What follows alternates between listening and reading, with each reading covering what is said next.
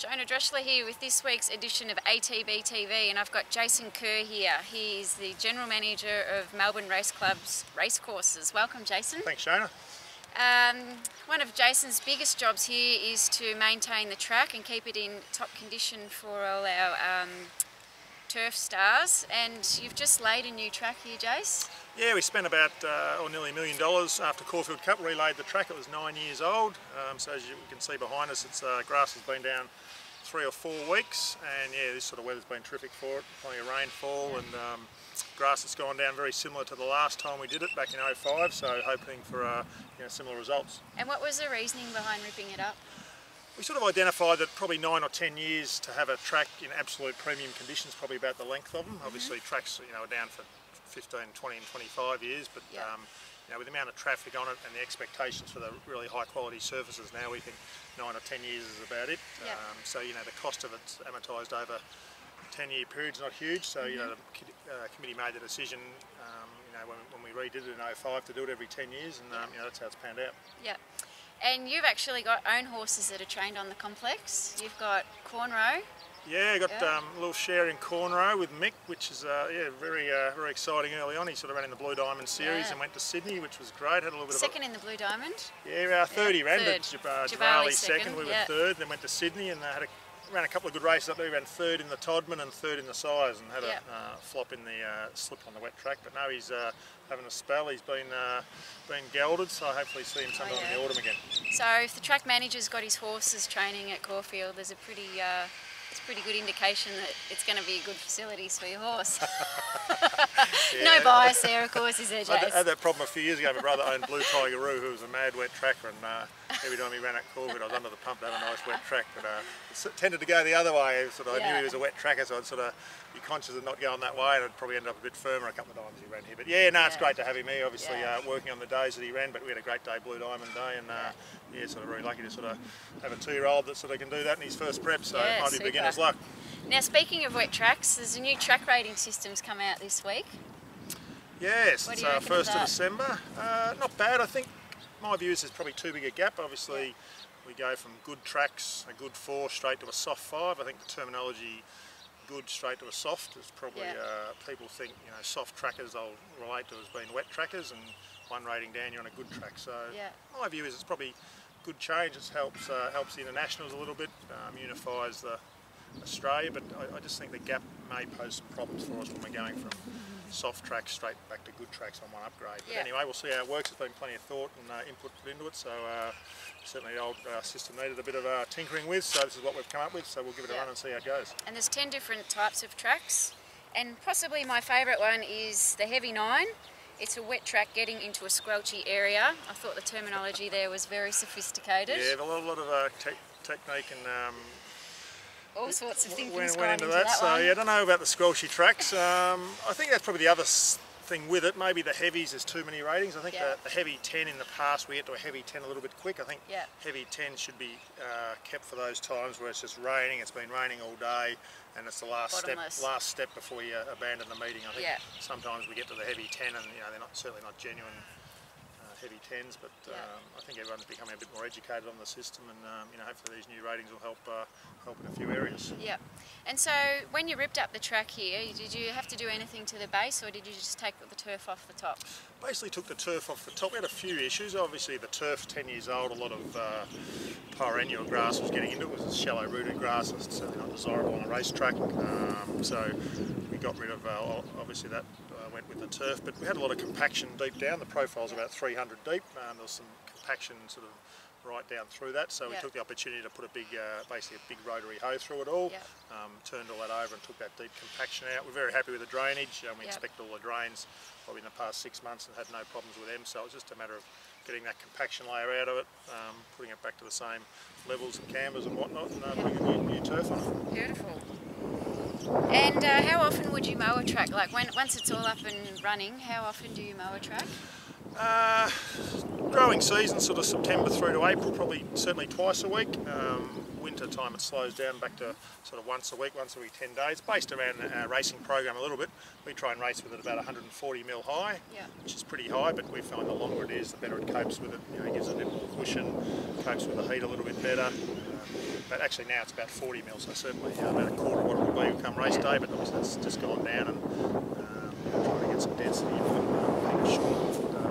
Once New Year ticks over, we'll start to let it come up, and it'll be around that 130, 140 mark for our race day in Feb. Yep. And what's your thoughts on the firmness of tracks and the jarring of horses? And just yesterday, Mick Kent was on the RSN talking about the firmness of tracks related to internal hemorrhage bleeding. What do you reckon about those opinions? Yeah, it seems hard tracks are connected to everything now, heart attacks and internal bleedings and everything. I knew you'd like that one. I threw that one in. I gave him pre-warning what I was going to ask, but I left that bit out. Maybe it had something to do with JFK's assassination for tracks. My view is, I think occasionally we get hard tracks in Metro Melbourne. I think a lot of the time firm tracks are blamed probably unfairly for substandard performances by horses. Walking on this track now, it's got cushion in it, it's got plenty of grass on it. Tracks do dry out during the day, but I think people think they start off at 6 or 7 in the morning. They're a totally different track to what they'll be at 3 or 4 in the afternoon. What we've done, partly the reason is because a lot of the discussion around firmness of tracks, we've put in a moisture sensing system in this new track. So there's about 20 sensors around the track, and it's a web-based system, so we can get a percentage moisture of the track at any given time of the day. We get half-hour updates, so our plan is when the new track's up and running, we'll have it displayed that, say at 12 o'clock the tracks might have 31% moisture in it, and during an afternoon we'll be able to track that and just see where that moisture, sort of how far it drops during an afternoon. And our experience is, we've done some trials with it the last 12 months, is that tracks might drop from 30 down to 28% in an afternoon, in a hot afternoon, but they're not dropping from 30, down to 15 or that. There is obviously still moisture in them, although they do firm up. So I think that'll be good as far as, I think it'll be good. It'll be a learning curve for people. We're putting some science around. At the moment it's just an opinion, it's a jockey's opinion, it's, but we're starting to put some science and some rigour around the figures, so hopefully that'll help put a few people at ease. Yep, and so you're a horse owner, so your horse, corn race coming out to start in the Blue Diamond, say, let's go back in time, what would you want the track to be?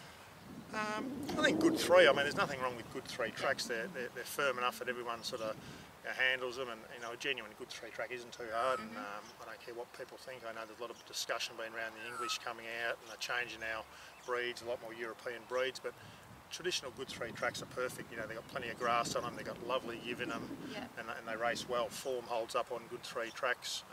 I think that's important, as long as there's plenty of grass cover and the surface is good. Yeah, absolutely. And they can get a clear, smooth running. And I know it's all about animal welfare, and I'm an animal lover at heart, and as I say, own horses, and the last thing people want to see is injury in horses. And I think if you've got genuine good 3 tracks, it doesn't contribute to it.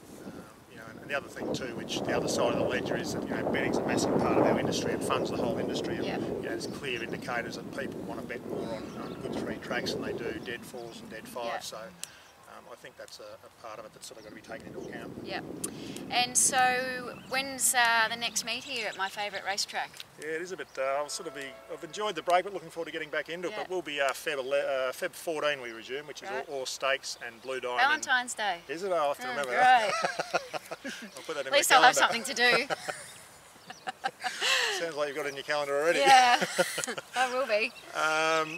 So all stakes and Blue Diamond preludes, but we'll have trials on here a couple of weeks before that. Got to get ticked off, but we could probably let a couple of horses bowl around this at the moment. It's bedded down beautiful, so I don't think that resumption will be a problem. And then 2 weeks after that, we're into Blue Diamond, which is obviously the 3 Group 1s on the day. So I don't see anything sort of being a problem with that time frame at the moment. Yep, great. All right, well that's Jason Kerr, and thanks for your time today. Thanks for your time, Shona. Cool.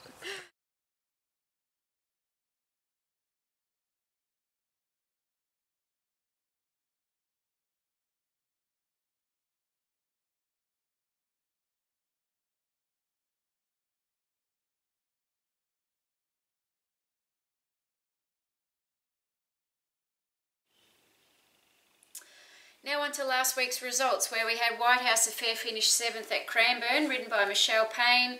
Michelle jumped her out of the gates and charged to the lead, and the horse over-raced in the end, and into the straight she peaked at her fitness and couldn't go on.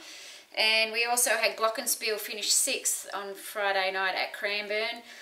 He over-raced too. He resumed from a long spell, a year off with a tendon issue, but he had blinkers on, so next start the blinkers will come off and hopefully he'll relax a little bit more in running. On Saturday at Rose Hill we had a Basso finish 8th. He was only beaten by 3 lengths. He had an awkward barrier to start with and he was wide the entire trip, so we're just going to forget that he went round in that race. We had Benindi finish 2nd at Hawkesbury, resuming from a spell. She did a few things wrong. She's still a little bit green, so we'll keep an eye out for her in her next start. At Moonee Valley on Saturday we had Tayo finish 3rd. He ran a really good race. Unlucky again, he copped severe interference into the straight, and he also couldn't get clear running. Once he did get clear running, he made up a bit of ground, but he ran through the line strongly, and he's racing again at Sandown on Saturday. Then on Sunday we had 3 runners at Swan Hill and 39 degrees, but all our runners did quite well. Ticket to Toorak resumed from a spell. He finished 4th. The winner of that race actually broke the track record, so we were quite pleased with his race. He's pulled up well, and Maddie Williams will find him another race now. We had Princess Hussey and Gen Y both resuming from spells. Princess Hussey finished 6th and Gen Y finished 7th. On Sunday at Kyneton we had My Obsession win. She's done a super job this prep. She's a 4-year-old Lonhro mare. She's taken a little bit of time to get to where she's at now. She's only had 4 starts with 2 wins. So she's done a super job, and no doubt Weary's going to find her a nice little race into the city. On Monday at Hamilton we had another first starter in All Roads. She finished 3rd. She copped severe interference as well. Dean Yendall was lucky to stay on board. She's very green and still learning. She's got a lot to learn, so keep an eye out for her. And we had Martha's Moment finish 6th, and she also ran a good race. So this week's coming runners, we've got Bear Min racing tomorrow night at Moonee Valley. Drawn an awkward gate with barrier 14, Harry Coffey to ride. He will no doubt jump out and get her to find her feet and get her balanced and try and take cover. He's probably going to be posted wide, but if he can get some cover, and hopefully it'll be a swoopers track and he can come down the middle and take control of the race and get a win on the board. We've also got Sir Dylan racing tomorrow at Mornington. He's had a few seconds in his last few starts, so this time hopefully he can crack a winner, which would be great for the owners. We've got Tayo racing at Sandown on Saturday. He's been unlucky in his last couple of starts, as I mentioned just before, so hopefully you might get some good odds about him, and I'd probably be having a couple of dollars each way. And we've also got a Basso, my favourite horse, racing at Rose Hill again on Saturday. Barrier 1, we've actually drawn some good barriers this week, which is a change for us. We're usually posted out wider in the car park, so we've got a few barrier 1s and 2s, which is exciting, so that will help our cause in trying to get a winner. On Sunday at Geelong we've got Shiny Lass, 2nd starter. She was really good at Warrnambool, so keep an eye out for her. Mark Zara booked to ride, barrier 1. We've got Host Me, she's drawn barrier 2 at Geelong, and we've also got Evans, drawn barrier 1. And on Terang on Monday we've got Royal Fantasy and Already Like Her, both in the same race. Already Like Her, she's been a bridesmaid the last couple of starts, so she should crack a win this time, and Royal Fantasy's been in good form as well, so you might want to do a little quinella there. For those of you who attended last week's Christmas party, thank you very much for coming. We hope you enjoyed it. We had a great day. We've still got a few shares left in some of the yearlings that are available, so if you're looking for that ideal Christmas present for someone that's hard to buy for, this could be a lovely present to give. This year, Tactor Boystron was awarded Horse of the Year for winning his Group 1 back-to-back Royal Oak races at Longchamp, and Owner of the Year went to Shannon Giroux. So congratulations to Shannon and congratulations to Tax owners. And that's it for this week's edition of ATB TV. I'm Shona Drechsler, and I'll see you when I see you next.